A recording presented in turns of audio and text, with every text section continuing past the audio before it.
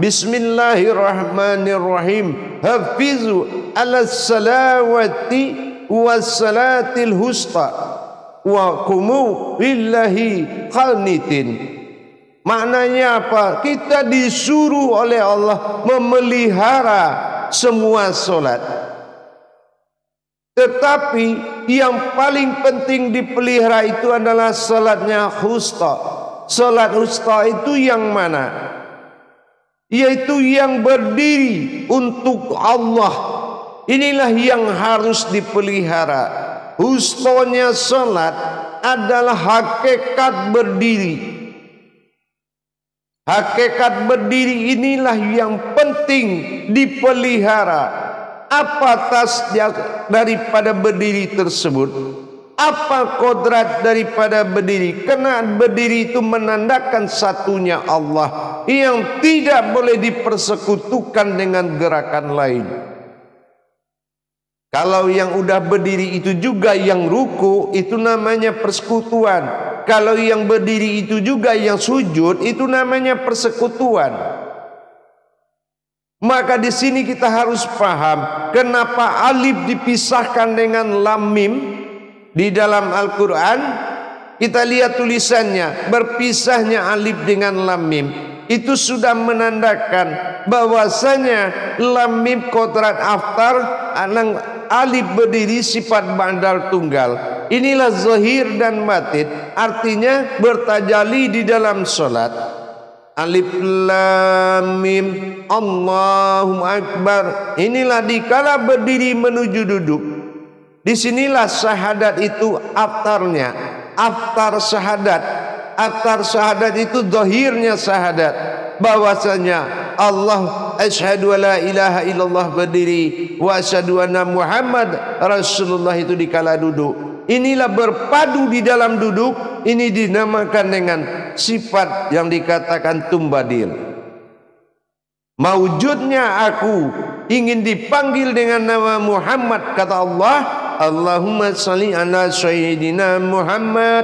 Nah, disitulah terjadinya tumbadil dalam sholat, sehingga tidak boleh lagi pertemuan ini dipisahkan dengan kita menggerakkan tunjuk dengan di dalam syahadat tahiyat akhir. Disinilah kita harus belajar memahami tajalinya. Itu dinamakan tajalli Allah. Tapi kalau tajalli sirullah itu dari berdiri ke sujud.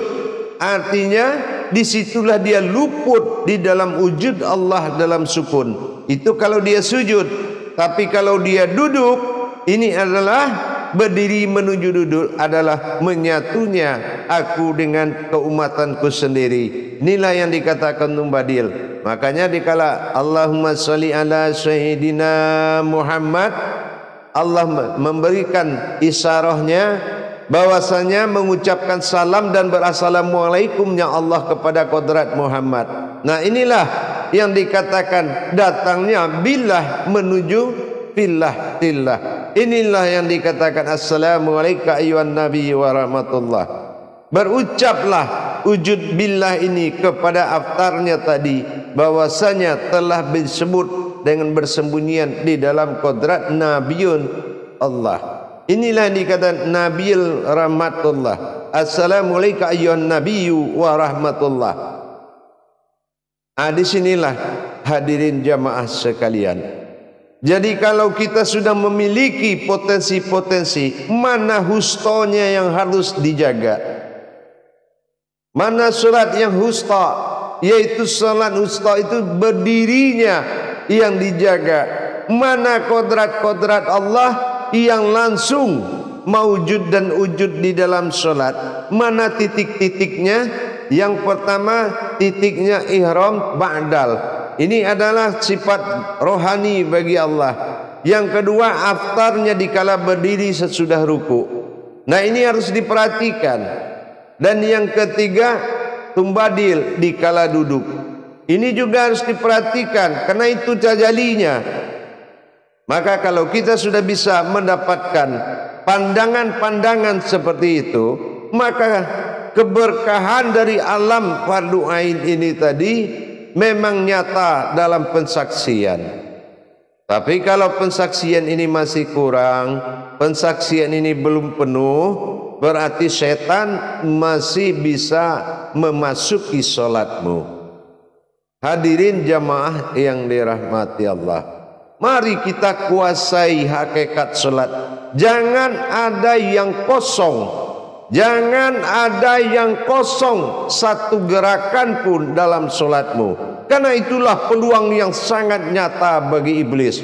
Bukan hatimu yang diganggunya, bukan akal, bukan nafsumu. Akal perlu, nafsu pun perlu, tapi kekosongan pandanganmu. Karena dia tahu solat itu alam pandang, alam saksi, fardu wajib, ain menyaksikan atau mata atau melihat. Itulah makanya diganggu. Kenapa? Dia tahu mana orang yang melirik kemana-mana dalam solat. Kenapa? Karena tidak ada perhatian. Kita ibaratkan kita menonton bola. Anak kita mondar-mandir di depan televisi. Kita pecandu bola. Kita tidak tahu anak ini mondar-mandir itu sudah nggak peduli. Yang penting tembus layar itu. Kenapa? Karena kekuatan keinginan itu bisa mengalahkan semuanya. Inilah kekusukan tadi. Dari 4 syarat kusuk adalah iman yang pertama yang harus ditaati. Apa hakikat yang engkau imani dalam berdiri? Apa yang diimani di kala ruku? Apa yang diimani di kala sujud? Dan apa yang diimani di kala duduk? Inilah salah satu hakikatnya.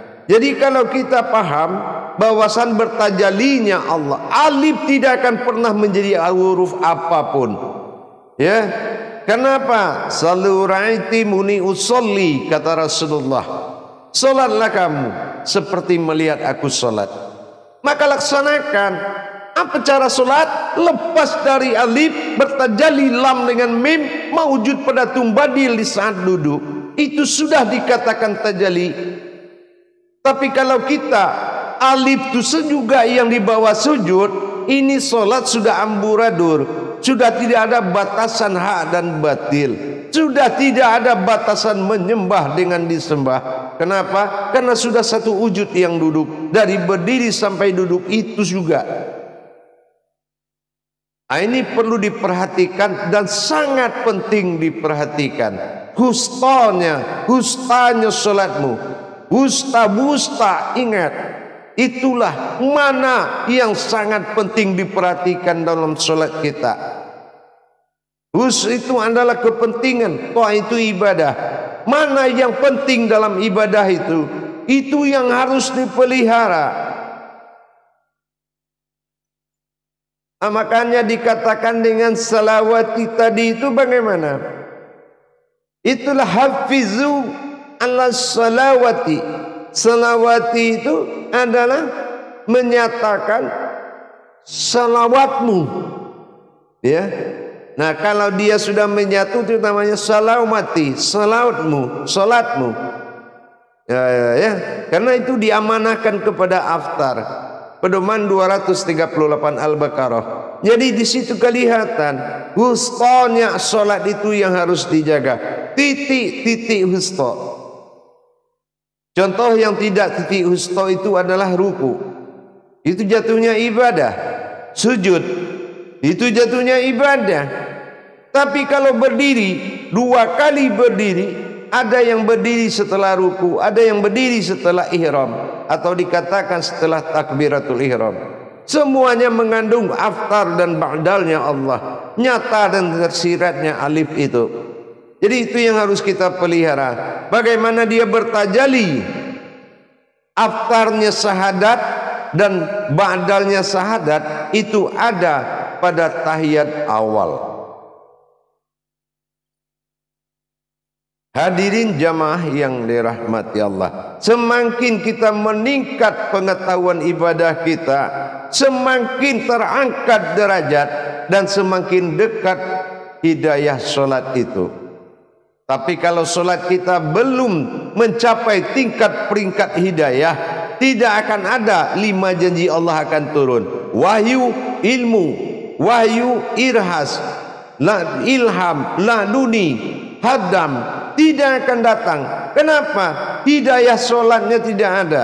Solatnya tidak berhidayah. Kenapa? Karena hakikat solatnya tidak jalan. Apa hakikat solat? Fardu ainnya tidak nyata. Apa fardu ain? Alam saksinya tidak berdiri. Inilah pentingnya kita belajar solat. Siapapun kamu, kalau solatmu belum berguna dan belum hidup di mata Allah, tidak akan ada arti dan harga kita sedikit pun di mata Allah, baik di mata semua makhluk di bumi ini. Itulah yang harus kita tingkatkan. Bagaimana kita bisa meningkatkan marwah solat kita? Insya Allah, Allah telah menepati janjinya. Hayya 'alal falah. Dia akan memberikan kemudahan, kemenangan, darikan keberhasilan apapun yang kita niatkan, yaitu aman. Aman, inilah yang dicari. Islam, selamat, aman. Ya ayyuhallazina amanu. Itu yang harus dicapai. Kalau kamu belum aman ke jalannya Allah, belum aman nasibmu di dunia ini. Yakinlah, bola dunia adalah dirimu yang belum aman. Dia oper, dia tendang, dia sikat, dia sikut. Sementara binasa dalam kakinya pemain bola. Inilah nasib umat Islam yang tidak berhakikat kepada Allah. Insya Allah mudah-mudahan bisa dipahami dan bisa bermanfaat buat kita semua.